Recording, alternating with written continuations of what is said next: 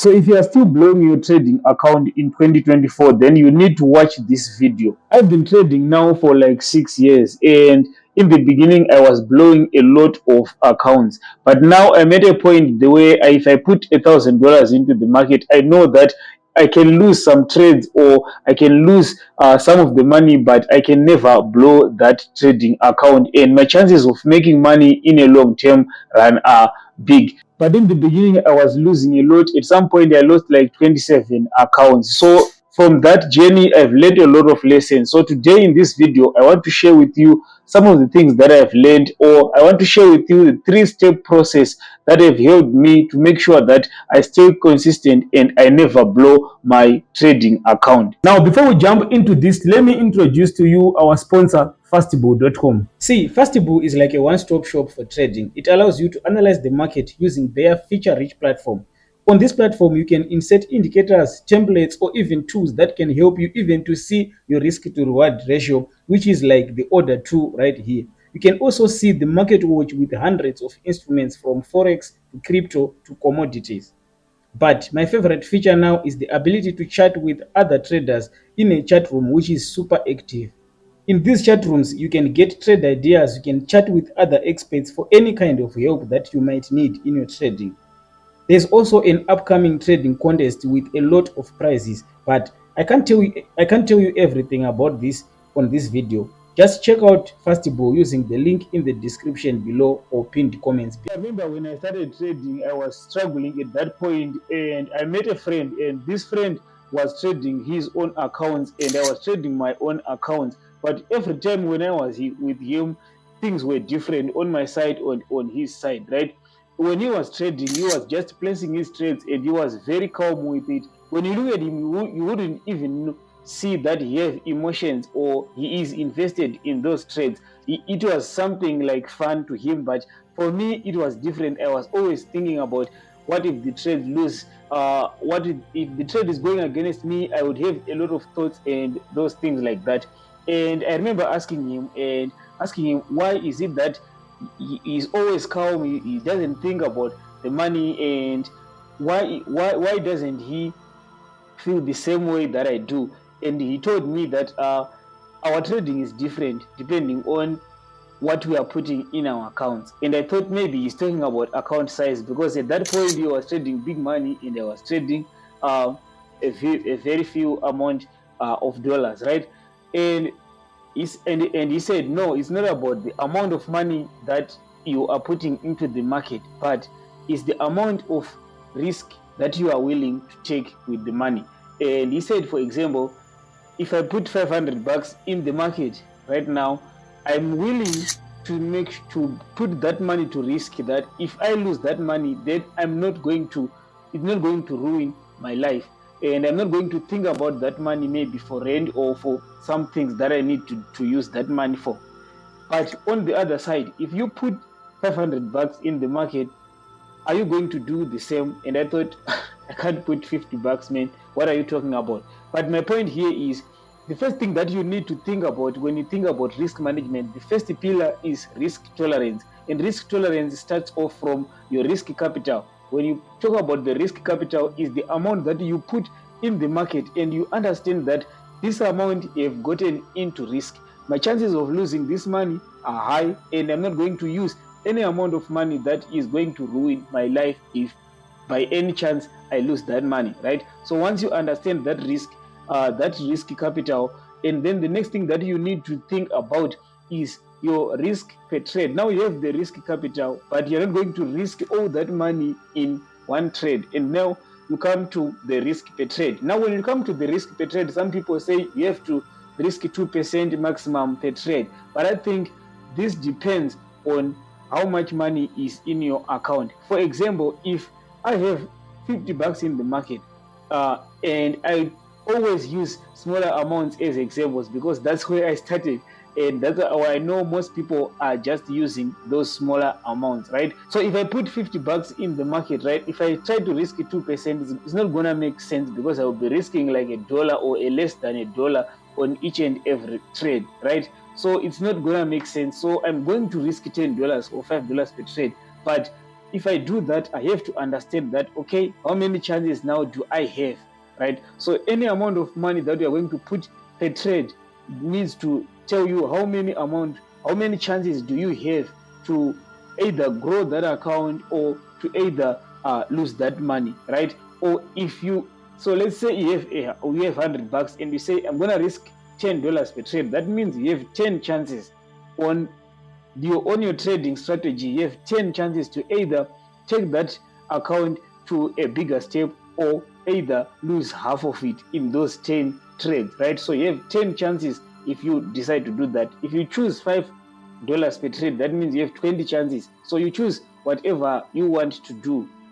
So once you understand the first part of how much money are you putting into the market first and how much money are you going to be risking per trade, if you understand that, then you need to hear the next step, because without the next step, that means you cannot be able to consistently risk the same amount of money. Okay, so what most people do is that when they place trades, right? So there's this theory of sniper entries, and I don't know what most people, if most people think that sniper entries does work.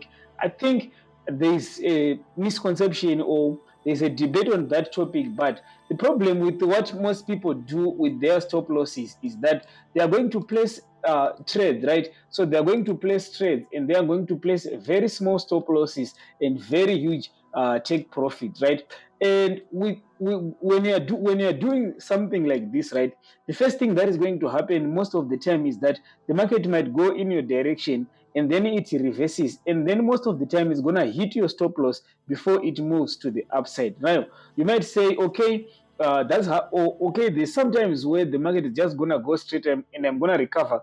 Yes, it happens, but the problem is that in trading, the more you lose, right, the more you start getting emotional about it, right, and the more you are going to likely place the bad trades because you want to revenge trade some of the trades that you have. Now the next mistake that you might be making, that I was making in the beginning, is that I would place my trade first and then I would put my stop loss based on where my account is going to be safe at. So for example, I'll just place maybe a one standard lot trade, right? And then when I see that the market is taking much money from small moves in my account, then that's when I try to put a tighter stop loss, thinking that maybe if the market just goes to the upside, I can just also take the profit quickly, which is a mistake, right? So what you need to do is you need to make sure that first you do your analysis and you know where your stop loss needs to be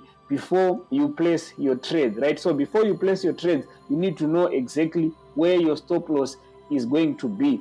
Now your stop loss is going to be part of your analysis, is going to be part of your analysis, not your trade management, right? So first you need to know exactly where you're going to be placing the trade, where you're going to be placing the stop loss if things doesn't go as planned. And if you know that position, then that means you are going to now need to know exactly which lot size do you need to use for you to be able to place that stop loss at that point and risk the same risk per trade that you have determined in step one. Now I need to show you how to calculate your risk per trade, right? Just to go to Google. When you go to Google, you are going to search for position size calculator, right? So when you search for position size calculator, the next thing that you want to do is you want to just come here. You choose any position size calculator, they work the same. But if you choose maybe this one, the first thing that you just want to do is change the account currency, your account currency, right? And you put your account size. So let's just say you have $200, right? And how much risk are you willing to risk on this trade? Let's say you want to risk 6%, right? So let's just say you want to risk 6%. And what is the stop loss pips? Which means what is the amount of pips from your stop loss to your entry, or from your entry to your stop loss? And let's say in this trade is going to be 33 pips, right? And what is the currency pair that you are trading? Let's say it's Euro USD, right? And then you hit calculate here. Once you do this, you're going to see that if you want to risk 6% of your $200 account, you're going to be risking you are going to be risking $12 on that trade, right?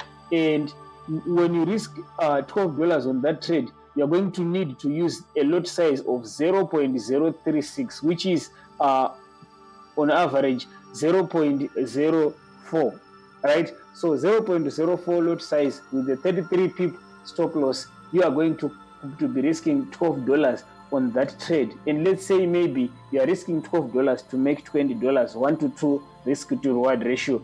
That means that now when you place your trade, right, from your entry point, now you know that if this trade doesn't go as planned, right, I'm going to be, whatever happens, I'm going to lose only $6, right? Because now you now know, right? So what I mean is, now you now know if this is the buying position, right?